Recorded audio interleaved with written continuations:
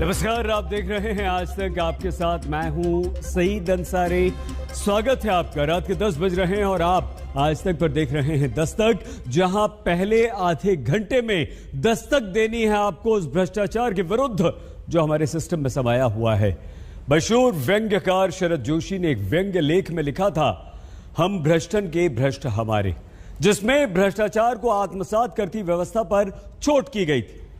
महात्मा गांधी भ्रष्टाचार मुक्त भारत का सपना देखा करते थे।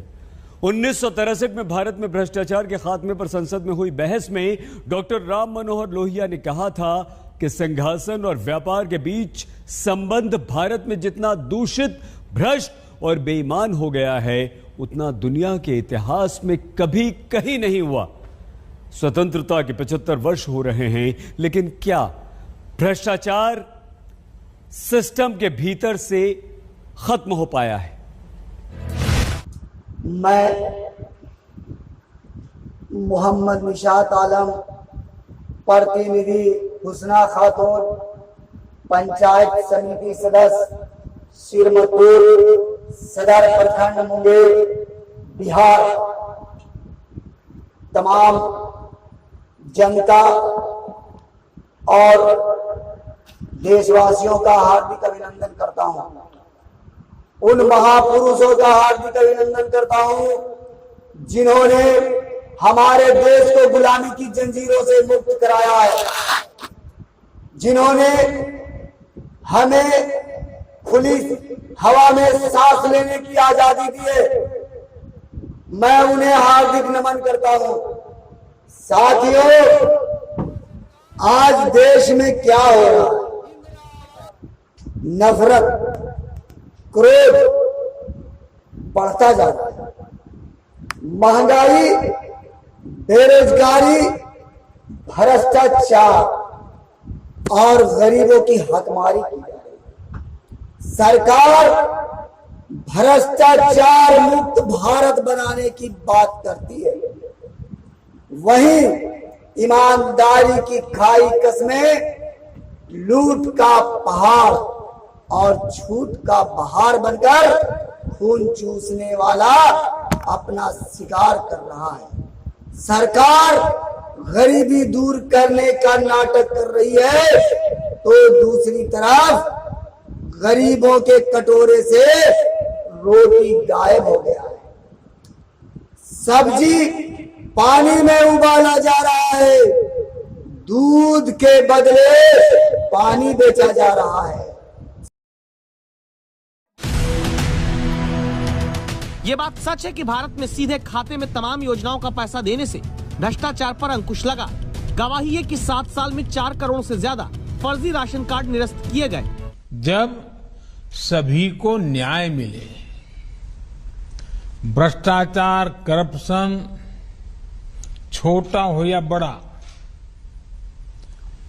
वो किसी न किसी का हक छीनता ही है। ये देश के सामान्य नागरिक को उसके अधिकारों से वंचित करता है, राष्ट्र की प्रगति में बाधक होता है। करप्शन रूपी अन्याय को खत्म करने की बहुत बड़ी जिम्मेदारी है। कब तो देखिए, आपकी उज्ज्वला स्कीम का, प्रधानमंत्री आवास योजना का, इन सब की हकीकत देख लीजिए।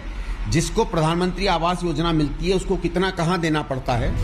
देश को ये भी विश्वास हुआ है कि देश को धोखा देने वाले, गरीब को लूटने वाले कितने भी ताकतवर क्यों ना हो, देश और दुनिया में कहीं भी हो, अब उन पर रहम नहीं किया जाता।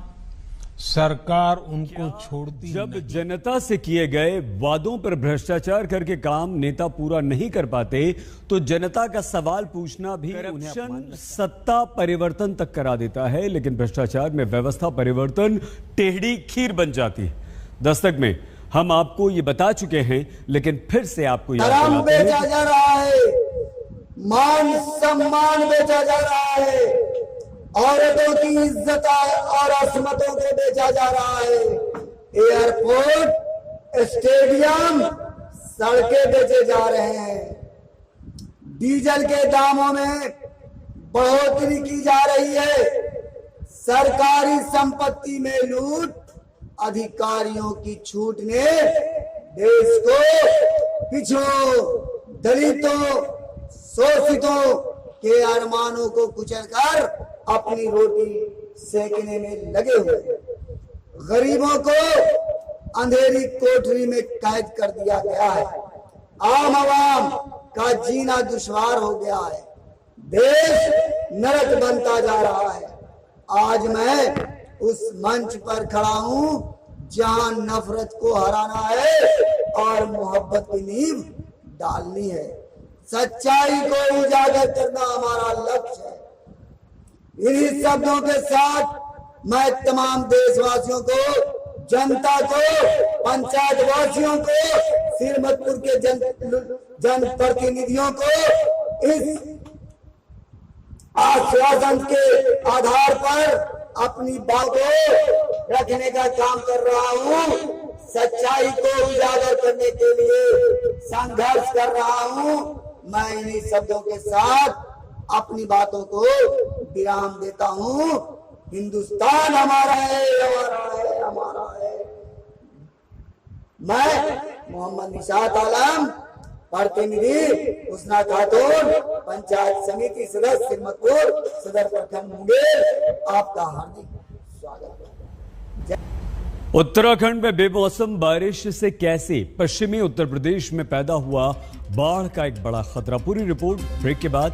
स्वागत दस्तक में एक बार फिर से आपके साथ मैं हूं सईद अंसारी। उत्तराखंड में बेमौसम बारिश से भीषण तबाही हुई। अब तक 52 लोग मारे जा चुके हैं। केंद्रीय गृह मंत्री अमित शाह कल उत्तराखंड के बाढ़ प्रभावित इलाकों का दौरा करेंगे। खराब मौसम के बीच नैनीताल से बाकी इलाकों का संपर्क बहाल कर दिया गया। बारिश रुकने के बावजूद उत्तराखंड की स्थिति किस कदर खराब है, उसे हमारी इस रिपोर्ट को देखकर आप समझिए। ज्यादा रामपुर में कहर बरस चुका है कि एक जगह से दूसरी जगह अब 2 व्हीलर पे ट्रैवल नहीं किया जा सकता। आधी से ज्यादा सड़कें टूट चुकी हैं और हर तरफ पानी भर गया है।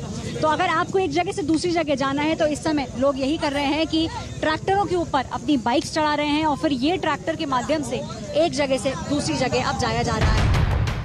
उत्तराखंड की तरह केरल भी बारिश और बाढ़ से जूझ रहा है, जहां पर मौसम की मनमानी से इस हफ्ते भर में 42 लोग दम तोड़ चुके हैं। बहुत छोटा सा ब्रेक, आप देखते रहिए आज तक।